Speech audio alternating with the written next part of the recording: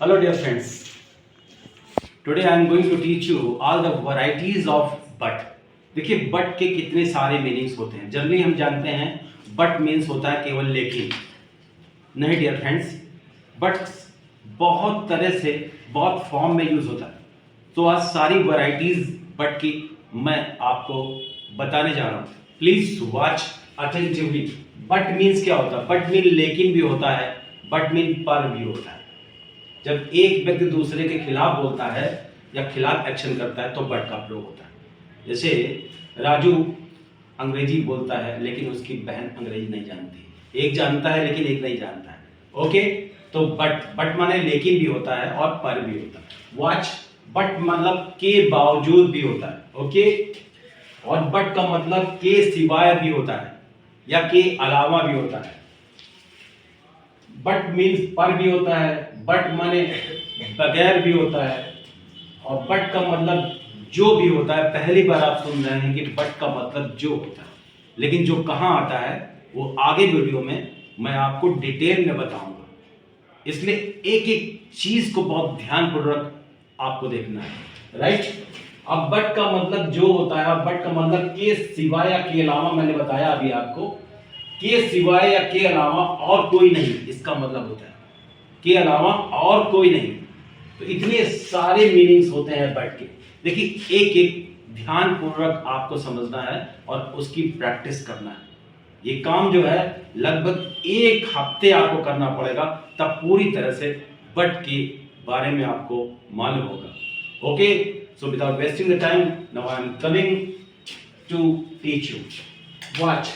देखिए अच्छी अंग्रेजी सिखाने वाला कानपुर में रविंद्र शुक्ला के अलावा और कोई नहीं है। देखिए और कोई नहीं है, मैं ये पढ़ाने जा रहा हूं के सिवाय और कोई नहीं।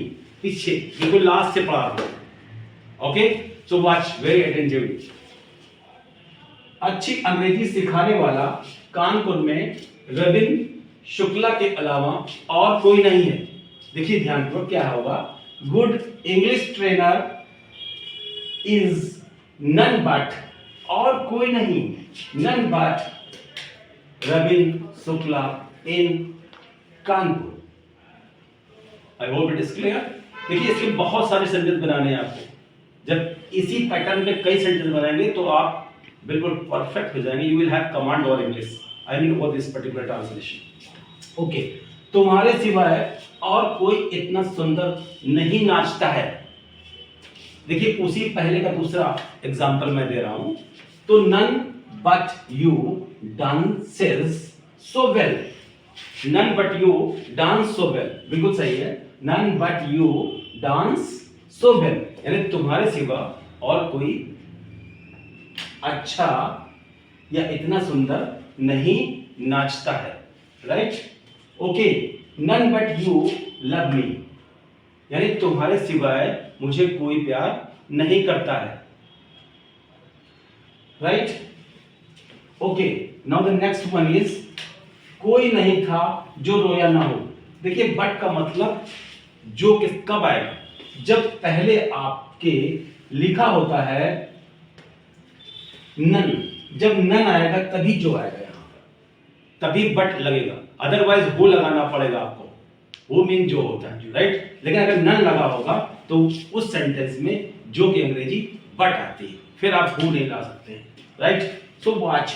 कोई नहीं था जो रोया ना हो, तो देयर वाज नन हु की जगह आप बट लगाइए यहां पर डियर फ्रेंड्स। ये गलत है और यहां पर आपको बट लगाना है। बट माने जो। क्यों लगाना है? क्योंकि यहां पर नन है। अगर नन ना होता तो हु लग जाता जो के लिए। राइट, तो there was none but had wept, जो रोया ना हो। Okay, now the next one is उस मोहल्ले में ऐसा कोई नहीं है जो रईस ना हो। तो there is none in that locality but were no rich. Okay, जो रईस ना हो, यहां वर का प्रयोग करेंगे, वाज का प्रयोग नहीं कर सकते क्योंकि इमेजिनरी सेंटेंस है, कल्पना वाचक सेंटेंस है। ओके, कंडीशनल सेंटेंस है। Okay, I hope it is clear. जो रोया ना हो, वहां ऐसा कोई नहीं था जिसकी आंखों में आंसू नहीं थे। There was none one there who had tears in their eyes. ऐसे आप बहुत सेंटेंस बना सकते हैं, right? Okay, now the next one is but का मतलब, बट फॉर का मतलब होता है बगैर। आप चाहें तो विदाउट लगा दें, विदाउट माने बगैर होता है, या बट फॉर लगाएं इसकी जगह पर। दो मीनिंग्स हैं आपके। ओके, मैं तुम्हारे बगैर कुछ नहीं कर सकती हूं, तो I can't do anything but for you या विदाउट यू। ये तो बट फॉर लगा दीजिए या विदाउट लगा दीजिए, के बगैर, राइट? ओके, बगैर अंग्रेजी के हम उन्नति नहीं कर सकते हैं, तो वी कैन नॉट प्रोग्रेस, हम उन्नति नहीं कर सकते हैं, पहले आपको ये बनाना है। फिर बगैर अंग्रेजी के या बगैर किसी चीज के, तो we can not progress without English या but for English. Okay, now the next one is but का मतलब होता है के सिवाय या के अलावा, राइट? तो सोहन के सिवाय सभी पास हो गए, तो ऑल आप लगा दीजिए या एवरीबॉडी लगा दीजिए ऑल की जगह पर, राइट? ऑल पास्ड या एवरीबॉडी पास्ड एक्सेप्ट या बट सोहन। बट मतलब यहां सिवाय से मतलब है, या तो एक्सेप्ट लगा दीजिए सिवाय या बट लगा दीजिए, दोनों में से कोई एक लगा दीजिए, दोनों सही है, राइट? ओके, तो बट मतलब के सिवाय। नाउ नथिंग बट, अब मैं आपको नथिंग बट बताने जा रहा हूं। ओके, उसके पास घमंड ही घमंड है। जब एक नाउन दो बार बोला जाता है हिंदी में, वहां पानी ही पानी था। जब दो बार एक वर्ड बोला जाता है, वहां पर हमें नन और बट का प्रयोग किया जाता है। जैसे उसके पास घमंड ही घमंड है, तो he has nothing but pride, he has nothing but pride. तुम्हारे पास अवगुण ही अवगुण है, तो you have nothing but demerits. Demerits माने अवगुण। ओके, बट का मतलब होता है पर या लेकिन। देखिए सभी जानते हैं इसको, बट माने लेकिन। वह अंग्रेजी नहीं जानता है, पर उसकी बहन या उसकी पत्नी अच्छी अंग्रेजी बोलती है।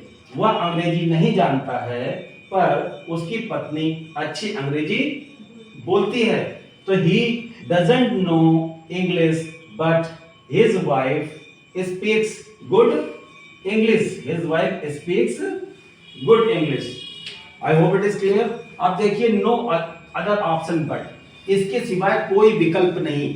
जब ऐसा सेंटेंस होगा तब आपको नो अदर ऑप्शन लगाना पड़ेगा, उसके बाद बट टू लगाना पड़ेगा। आत्मसमर्पण के सिवाय आतंकवादियों के पास कोई चारा नहीं था। देखिए कितना इंपॉर्टेंट, बहुत अखबारों में आता है अक्सर। तो the terrorists had no other option but to surrender.